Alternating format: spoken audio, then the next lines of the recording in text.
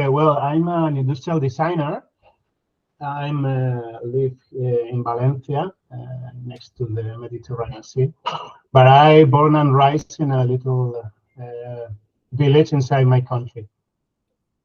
And well, I'm start shooting, as I told you before, when I was maybe 13, 14 years old. Almost 2 years ago, I bought a mirrorless camera. Okay, and it was okay for me. It's a really good, in my opinion, a really good camera to restart with the hobby, with the photography stuff. But you know, at the end, I miss the most important thing, in my opinion, for a photographer, or one of the most important things, the dark room. The moment that you can see your image emerge from nothing. Okay. As an industrial designer, I'm always thinking the best the best object to design. As a very famous German designer, Dieter Rams, said one time ago, the best thing, the best solution for a design is the thing that you don't need to design. Okay, and these kind of cameras, how last 5 years, 8 years. After that, you need to buy another body, new lenses, batteries, SD cards. Man, this is only, this lasts for a lifetime, in my opinion. This is a box easily repaired with a hole that you can use almost in every environment with no more than moving this wheel. It's perfect. Yeah. So from an industrial design perspective, you're impressed with the Pinsta camera. I use this in my classes. I give the camera to tell the students all the kind of stuff not related with photography, but I use the Pinsta camera to talk about this kind of characteristics of this camera. It's essential for photography. It's not this. This is a modern device, yes, but this is the essential kind of photography that the people that love photography are looking for, in my opinion. What is the most challenging part? Man, this is a difficult question, because when you enjoy all the process, and there are no point of problems for me. Well, maybe there is one, to level the camera. Yeah. When you are shooting landscapes, for example, for me, I found that it's a little bit difficult to be sure that the camera is correctly level with the horizon. Okay. The only thing at the moment. But you know, there's a. I'm pointing towards your camera. You know, there's a level on the other side. Yes, I know, but I show you. I bought this bubble level. This big one, because it's better. Maybe it's a good for the 2.0 version of the Pinsta camera. It could be a good solution to place a more bigger level. At that point, because in my opinion, with only this little bubble beside the circular point is unless for me, a little bit difficult. Personally, what I do is when I'm setting up my shot, I use the bubble level as like an indicator, and then when I'm ready to expose, I just take one step back from the camera and I look at the let's say this is the side of this is the top of the camera, and I try to find like maybe even the horizon or one straight line in a building, and just line those two up, and 99% of the time it's on point. It depends. Sometimes with the first shot I obtain what I want, but for example, there is a picture of a building. There is the sun is reflecting in one facade, and the shadow you can see in the other one. I shot maybe 10 different shots of this building at different hours in the day, at the morning and the midday, in the afternoon. I have a lot of pictures with the shadow changing in the building, but only this was the past the filter.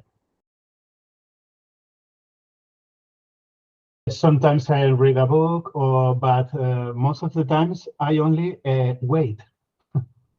I want to wait. I want to spend time doing nothing right now. Maybe when I was younger, I was, I think that all people now are in a hurry. We are always running to do things, our work, the family. We are going faster to do things in our leisure time too. We are going faster to the next chore. Man, I want to stop to calm down. And when I shoot with the Pinsta camera, I only wait. I cross my arms, see the people crossing, smell the air. And sometimes I read, but the most of the time I only wait. And it's beautiful. It's perfect for me. For me, shooting with a Pinsta camera is like to prepare your holidays. Okay, because you, when you are preparing your holidays, you need to months before think on which place I wanted to go, what I wanted to do, and you enjoy the process from the beginning with the preparation trip. Then when you are on the holidays, testing new food, talking to people, learning new things, and when you arrive, talking with your friends and family, and showing the things that you learn. For me, the Pinsta camera is more or less the same. It's something like a little journey, a journey of a morning, only a morning. Yeah. At the beginning, I almost carrying always the camera with me. But I don't do this now because of this. For example, Cartier-Bresson talks us about the decisive moment. Today, it's supposed that all the photographers need to carry around the camera all day. But man, I think that it's not the decisive moment. It's your, how to say, you need to find your perfect tempo. Okay, it's more, for me, it's most like a perfect tempo than the decisive moment. And in this way, I prefer to prepare with time, to calm down when shooting with the Pinsta camera. And now I do a briefing every time I go shooting with the Pinsta camera. You do what? Sorry. A briefing. I prepare the moment. Briefing. Yeah. I prepare the shooting time. I think of the place, the time that I took to arrive to this place, more or less how many shoots I will take with the Pinsta camera, the time of the day, the sound, where is going out the sound, and in which way illuminate the subject that I wanted to shoot, and all this kind of stuff. But for new Pinsta users, nothing related with the camera itself, but with the process. For example, things that I learned using the Pinsta camera. Always using fresh chemicals. No more than 3 syringes per three pictures per syringe. No more than 3, more or less. And I'm always using a light meter. I need to, every time that I shoot, I want to use this light meter. It's a very basic one. It's analog one light meter, but it works perfectly for me. There is a web page called Mr. Pinhole, I think, and I made this. You can put the parameters and I made me this little chart Nice. based on f16 exposure, and I always put it in the light meter 16, okay? Yep. And it's the reference for me. And then you measure which ISO do you measure at? If you're shooting Harman, the direct positive paper. This is a little tricky because this light meter only arrived to 12 ISO. Okay. And then I imagine, I guess, more or less how many clicks is about 3 ISO. Right. Then I put it on 3 ISO on 16 f16, and it works perfectly for me. Don't think so much. Let's flow your imagination, and don't think about trying to get a good picture every time you go outside.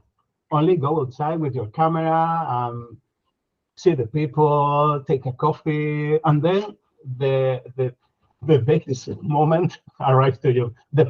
When you are enjoying your perfect tempo, the image appears in front of you for sure. I like this photograph because it's a kind of photograph that you really need to stop and to think what are you doing in that moment. And it's curious because to shoot this photograph, I don't even want it to do this exactly.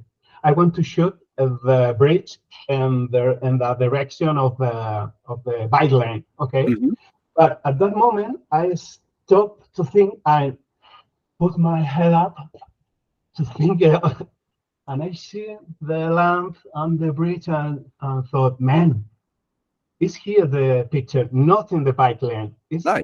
Here, up on my head. Yeah. And I was very happy because it's the result of really stop thinking on what you are doing in that moment.